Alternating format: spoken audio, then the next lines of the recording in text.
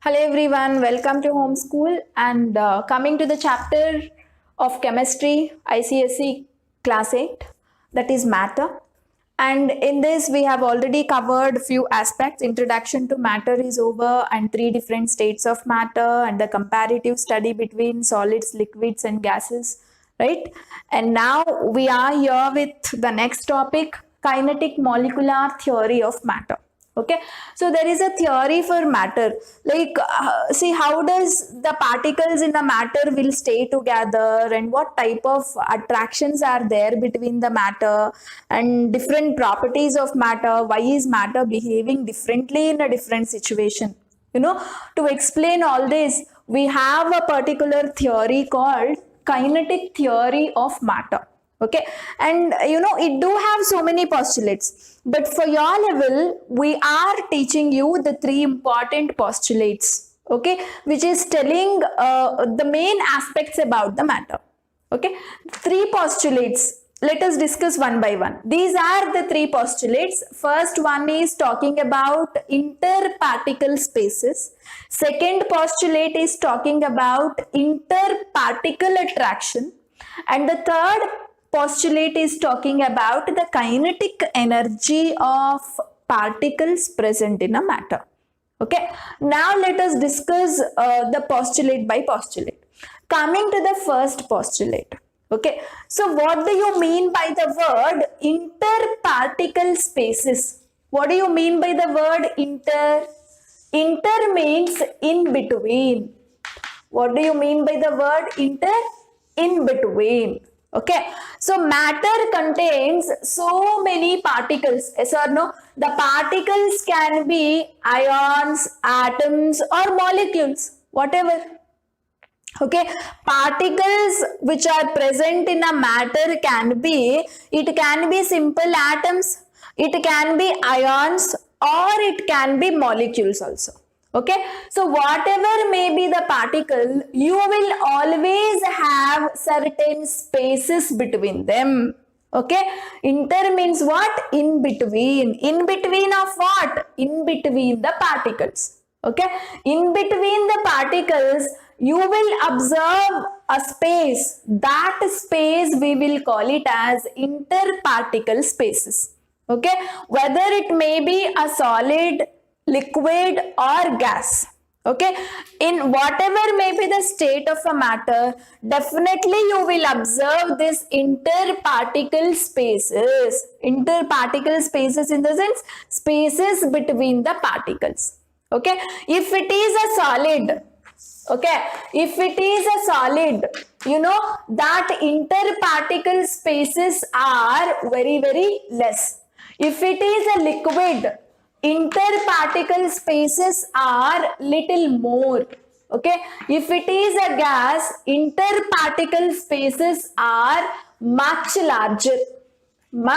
larger. Okay, clear everybody?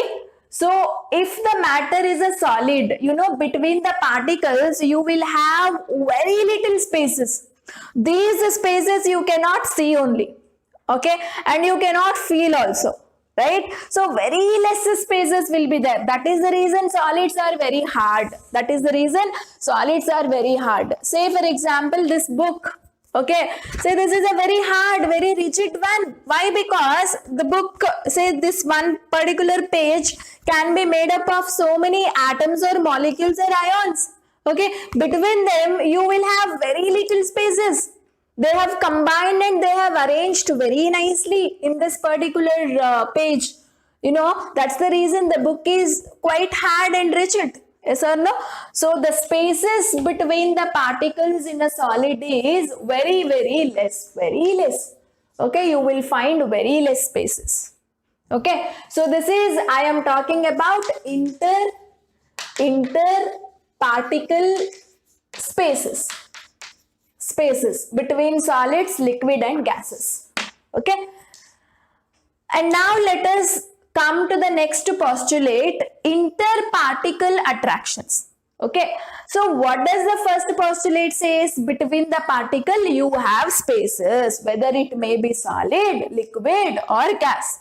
Okay, And between these particles, you have attractions also. Okay, you have a force of attractive nature. Got to know? If attractions were not there, all particles would move apart, no? They would move away. Because of the attractions, so many particles present in a matter is staying together. Say for example, this is a chalk piece. Chalk piece contain a substance called calcium carbonate. Okay, so imagine this is one calcium carbonate, this is another calcium carbonate, this is third calcium carbonate. Okay, so many calcium carbonate molecules are staying together in this chalk piece. Okay, why they are staying together, why these molecules are not going away, is because you have a strong attractive forces between the molecules. Okay, so these attractive forces are making the molecules to stay together. Okay, these attractive forces are responsible to stay together. Clear, everybody? So always between the particles you will observe interparticle attractions. Okay, and you know these interparticle attraction depends on interparticle spaces. Okay, say in the solid interparticle spaces are less. Okay, I have written a point here. If the distance between the particles is less, attractive force is more. Okay, clear, everybody? Say if you have a very less distance, between the particles, attractive forces are very much. Okay, so this more attractive forces where you will find in case of solid. In solids only, no, interparticle spaces are very less. So that is the reason what is that? Interparticle attraction. Interparticle attraction is very much higher. Very much higher in case of solids. Okay, in liquids, interparticle distance is little more. Yes or no? See, this is in case of solids, this is in case of liquids. Okay, see the space is little more, and in case of gas the spaces are too much. So here the space is very little, so attractions are very much higher. Okay, very much high. Okay, in case of liquid, see the distance between the particles, it is quite less. Okay, got to know? But the space is quite more than the solids, you can observe. Okay, so attractions are more only, but not as much strong attractions compared to the solids. Okay, and coming to the gases, see the space between the atom is very much high. If the distance between the particles is more, what does this indicate? Attractive force becomes less. Okay, so since you have more gap, more space between the molecules, attraction is very much less. See the arrow mark like this I have put, means in shortcut this indicates attraction decreases. Okay, attraction decreases. Clear, everybody? So in case of solids, since space is very less, attraction is very much high. Here space is less only, but not that much lesser as compared to the solid. So attraction is there, but attraction is little less. Okay, and here the space is too much, too large, so attraction is very less. Clear, everybody? Fine. And these 2 points are very important. If the distance between the particles is less, that means if interparticle spaces are less, attractive forces are more.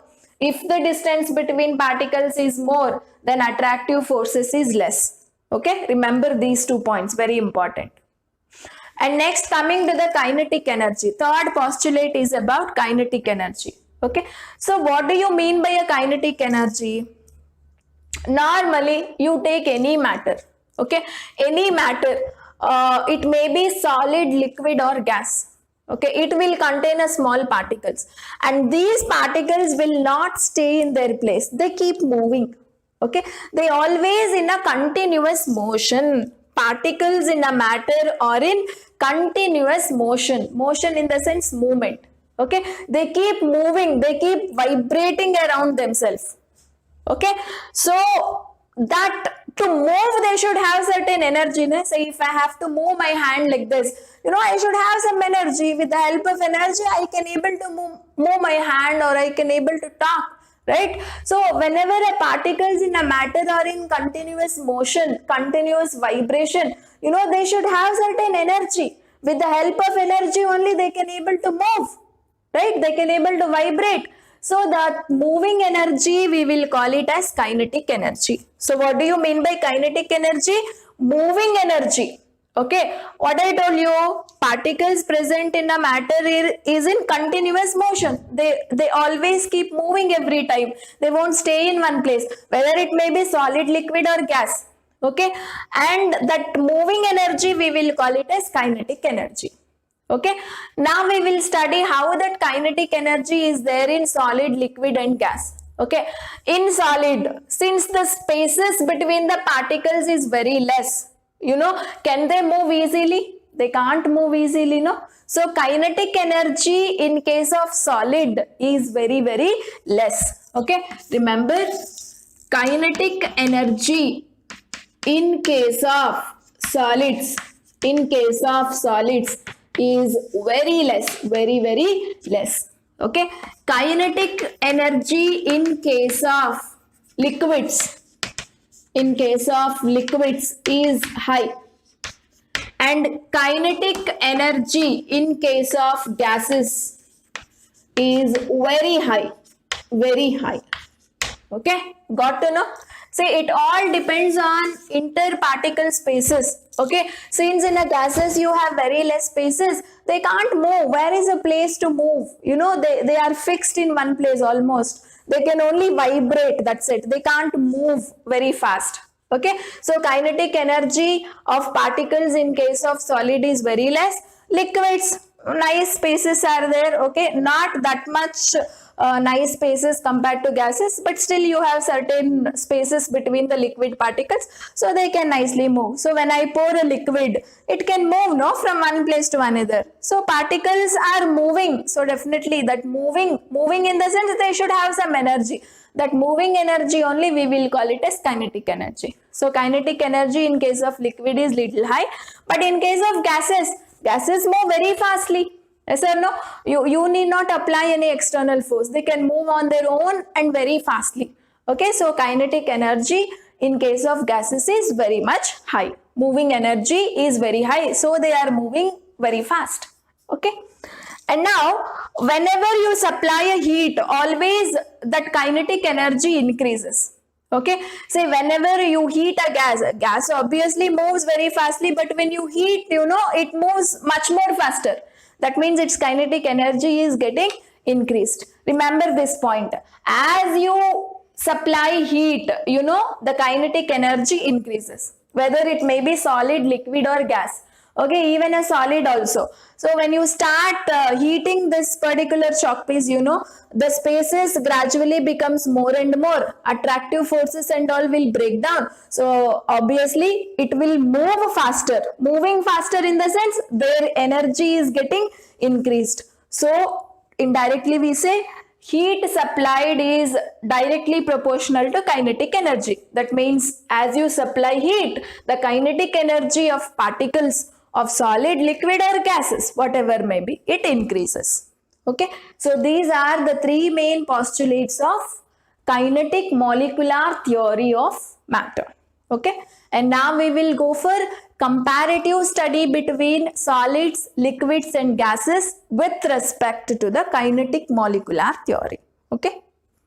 Now let us see the comparative study between solids, liquid and gases with respect to kinetic molecular theory of matter. Okay, let us see what differences you have between solids, liquid and gases based on the postulates we studied under kinetic molecular theory. Okay, so now we have a solid, liquid and gas. The very first property we are discussing is about interparticle spaces. So I have already told you, in solids you have very less spaces between the particles. Okay, say this is a particular solid. Okay, I can show you, say for example, say this is a solid. This is a salt granule I have taken for you. Okay, so in this small granule you will have lakhs and lakhs of atoms. Okay, say the granule will have a particular shape where atoms are very nicely arranged. Okay, they have a particular arrangement. Their atoms are not arranged however they want. Very neatly, in a very specific way, atoms are arranged. Okay, and in this arrangement, if you can observe, see the gaps between the atoms, they are very much less. Yes or no? The gaps between the atoms is almost negligible. Okay, there are gaps, but they are very, very, very minute and very little. Okay, so this is what you can observe in case of solids. And coming to the liquids, say a glass of water. Water means you have crores and crores of H2O molecules. Okay, so this is one H2O molecule, this is another one, this is another one. Okay, and you see the spaces between them is much larger, no? Comparing to the spaces between the particles in solids, the spaces between the particles of liquid is much larger. And coming to the gas, this is a balloon filled with a gas. Okay, gas molecules, you know, they move very rapidly and very randomly.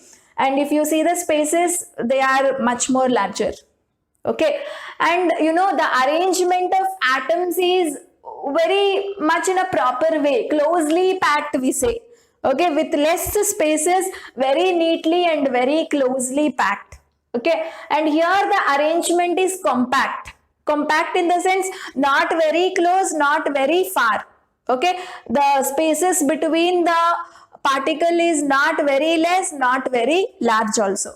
Okay, and here least compact in the sense you have lots of spaces. You know, the arrangement is not proper only. You don't have a particular regular arrangement between the particles, okay, in a matter. And coming to their movement, since you have very less spaces between the particles, their movement is also very difficult. Moving is also very difficult. They can only move around their axis. Okay, axis in the sense, you know, these particles can move either little upwards, okay, or little downwards. That's it. Okay, they can't move freely. This is what the meaning. Okay, they can only move it in one particular direction, either upwards or downwards, wherever they have space. Okay, they can't move it in all directions because, you know, they are very much closely packed, very much contact. Okay, fine. And here the particles, since you have nice spaces between the particles, the movement is continuous. We say the movement is in continuous motion, means they keep moving every time. Okay, and they can move it in almost all the directions. Okay, they can move it in almost all the directions. They can move on to a side, they can move on to a up, they can move to down, you know, wherever they want, in whichever direction they want, they can move. Okay, and here, you know, the movement is random. Movement is random means, you know, you don't have one particular direction here. They can move everywhere and however they want. Okay, and very fastly they can move. So if this is one gas molecule, it can move, again it can come like this, again it can move, again it can go like this, again it can go here, again it can come here, going here, you know, there's no one particular direction. Okay, so such a movement we will call it as random movement. Such a movement we will call it as random movement. Okay, say for example, the difference between the movement in case of liquids and the movement in case of gases, I can just give you an example here. Okay, whenever I pour a liquid, say for example, I am pouring a liquid. See, this particular liquid I am pouring on this plate. Yes, I am pouring in this direction. I am pouring in this direction. It is moving in this direction only. It is not moving that side. Yes, I am pouring this liquid like this and it is moving in this direction only. This is what we call continuous direction. Okay, continuous motion. But gas, in the previous video I have shown you agarbattis, this thing. Is it going it in one particular direction? No, right? Okay, some amount of gas is going like this, some amount like this, some amount coming down, some amount going like this. Yes or no? So this particular movement we will call it as random movement. Continuous movement means if you are pouring in one direction, it will move only in that direction. It will not get deviated easily. Okay, but gas is not like that. If you are moving the gas in one particular direction, it will not follow that direction. Okay, it can get deviated itself. It can go up, it can go down, it can go further, it can deviate in all the direction. Okay, so this is the difference between continuous motion and random motion. Okay, so this is about the difference between solids, liquid and gases with respect to a point interparticle spaces. Okay, so now we will move to the difference between solid, liquid and gases with respect to the second postulate. Okay,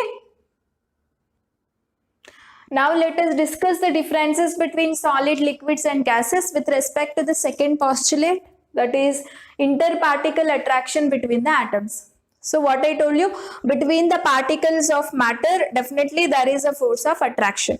Okay, in case of solids, the attractive forces is very strong. Say these three lines indicates, stronger attractive forces. Why you have stronger attractive forces? Because the spaces between the particles is less. They are more close, very less space. So stronger attractive forces you will observe. And in case of liquids, the attractive forces is less strong because the spaces is gradually increasing. Yes or no? You have a quite large space between the two particles of matter.